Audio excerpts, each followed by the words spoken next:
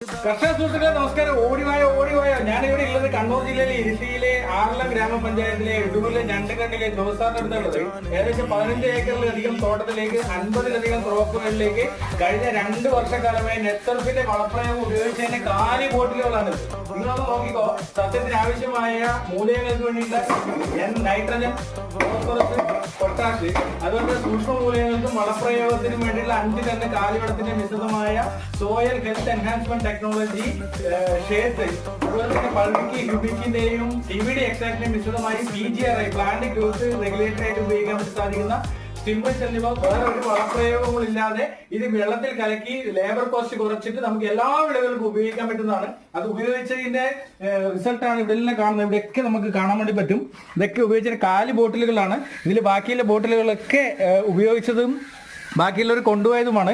2 വർഷക്കാലമായിട്ട് ഈ വളങ്ങൾ മാത്രമാണ് ഉപയോഗിക്കുന്നത്. കൂടുതൽ വിവരങ്ങൾ